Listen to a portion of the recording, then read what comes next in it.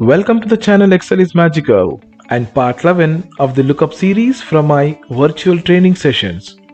In this Lookup Express video, I thought let me refresh you with all most important learnings which we did in parts 1 to 10 of Lookup series by quickly taking you through the examples.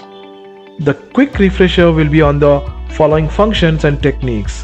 VLOOKUP basics with both exact and approximate match, HLOOKUP, VLOOKUP to search numbers stored as text, VLOOKUP for comparison and using if NA if error for customizing errors, XLOOKUP basics, two-way lookup with VLOOKUP and match, and two-way lookup with nested XLOOKUP.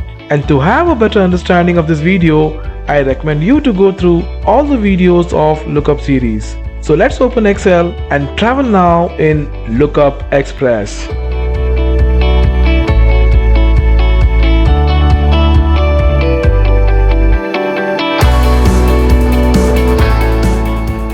If you remember, I wrote VLOOKUP to grab these products, correct?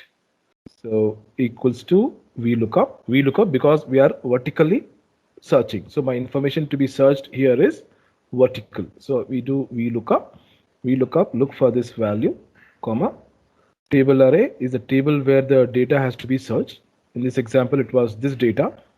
So I pick the entire table and I need to make it constant. Otherwise, what happens?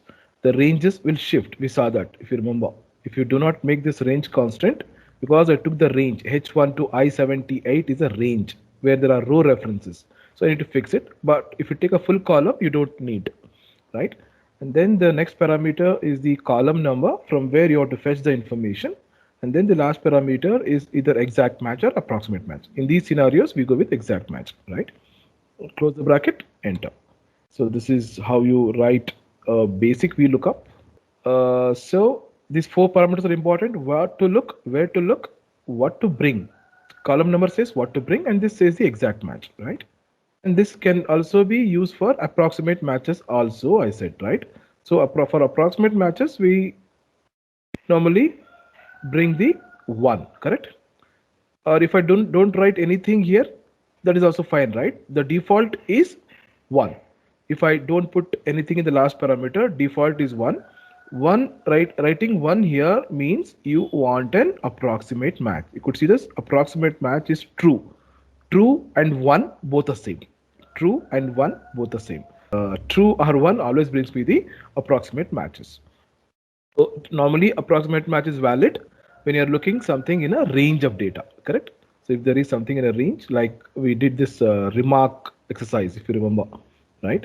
So and very important in VLOOKUP, when you are writing the approximate match, your data has to be sorted. If you remember, I told you that it has to be sorted in an ascending order, lowest to highest. Otherwise, VLOOKUP's approximate match does not work. This is not the case in XLOOKUP. So VLOOKUP, we need to do that, but VLOOKUP, bring this value, comma, table array, this is the array which is sorted, first column is sorted, comma 2, comma 1. 1 is for approximate match. Close the bracket, enter. I think I missed something here.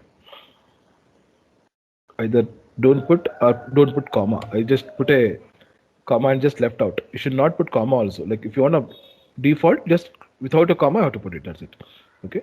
So now when I double click, you could see it is bringing me the approximate match. And then we also saw HLOOKUP, if you remember. It's a very pretty simple, just like VLOOKUP, you can also do HLOOKUP. Search for the value in a range, right? And bring the row number 1, 2, 3, 4, 5, 6, 7. So HLOOKUP works top to bottom, VLOOKUP works left to right. It cannot do reverse, right? Unlike your XLOOKUP. And then we also saw some kind of problems what we face.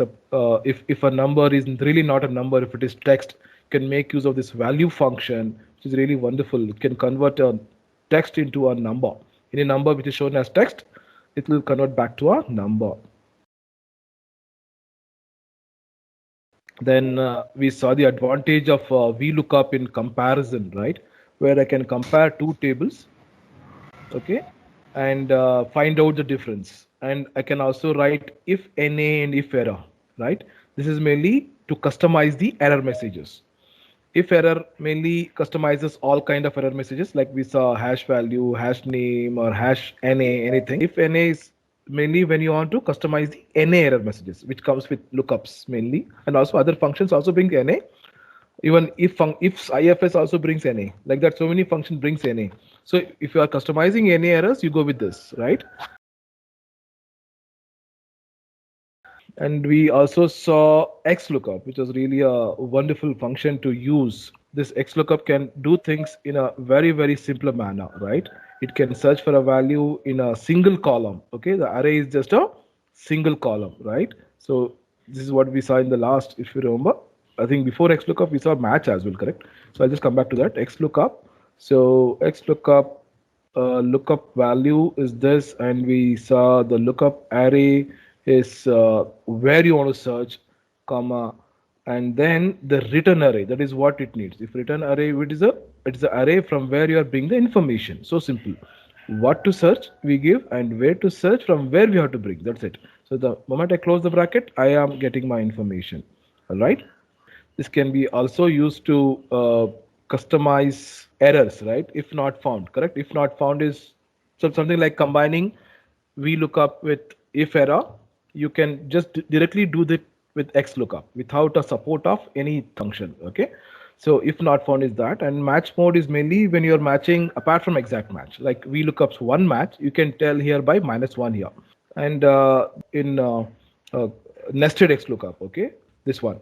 Okay, before that, I also told you that match function. Okay, just let me complete that and then come back to this XLOOKUP combination. Match function, I told you, like we had a requirement here, this one, right? Where I wanted to do two-way lookup. Like I want to look on the department as well as the grade. XLOOKUP does this in a nice way, but if you don't have the latest version, what to do then, right? So we have to, of course, use VLOOKUP or index functions. Through VLOOKUP match, you can do this. How did we do that? Look at this. Match is basically what? It gives me the position. See, if you remember this match function, which I wrote independently, which is looking for some value in a range. Range should be only a single row range or a single column. Remember, it can work with column also. And then you bring the exact match. Exact match, because I am searching for this A, B, C, D. This is some string and all. We always go with exact matches. Then we hit enter, we get the position. So we use this match to get the position of certain value in an array. And we take this as a supporting function in VLOOKUP, correct? So if I want to know, like, let me just move this here. So if I want to know for finance with A grade, what is the percentage? So I'll write equals to VLOOKUP. Lookup value is this, comma. Table array would be this full table, right? Comma. Grade A can change to B, C, D, I don't know, right? So what we do, we take a support of match here. So I use match function here. Tell my Excel, match this grade, because I don't know the column number. Of course, I can count here. Count has 2, but A can become P. When it becomes B, it should change to 3. So based on the grade here, the column number is changing. So match is supporting me so that I can get this number dynamically. So I just comma and I take this array. Okay, this is the array. Like you are trying to count this A in this array. So if I count A, it will give me 2, correct? Comma, put 0. Then close the bracket. Then put a comma. Final 0. VLOOKUP you have to close at the end, right? So we put a 0 there. Then I close the right. So this is how you can do two-way lookup with VLOOKUP and match. And the same thing I showed you, we can do that in XLOOKUP also, which is a kind of nested lookup. So what we do in XLOOKUP for the similar thing, XLOOKUP, lookup value is this, comma, lookup array is where this finance has to be looked. It has to be looked in this column.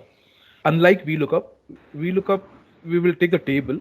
In XLOOKUP, we just take one array here, right? Then returning array, please little focus on this. Returning array can be, data can be of any of the column from A to E, right? So I take the entire table, that is my returning array, okay? But but returning array, which array has to be returned, it depends on the grade, correct? So I should write one more XLOOKUP here to search which column is the grade, and I write one more, okay, XLOOKUP here, and I search for this grade. I search for this. I search this in this array, right? This is my lookup array for the second XLOOKUP. Okay, this is horizontal. First XLOOKUP vertical, second XLOOKUP horizontal, and put a comma. So this is the only internal formula. So externally we had this before to F9. This is something I have add on. This is looking for the row. The first one is looking for the column. Get this please. Second one is looking for the row, pulling data from any of the columns here. Okay. Close 1, close 2. Enter.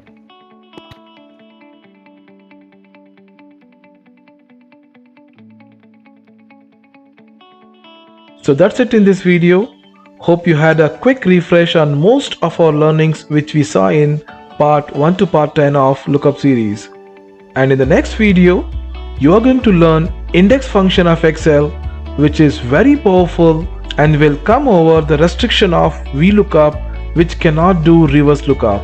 So please don't miss my next video on index and match function. Thanks for watching and hope you enjoyed it. And if you did, give a thumbs up and please consider subscribing to my YouTube channel Excel is Magical and hit that bell to get notifications whenever I put on new videos. See you soon in my next video.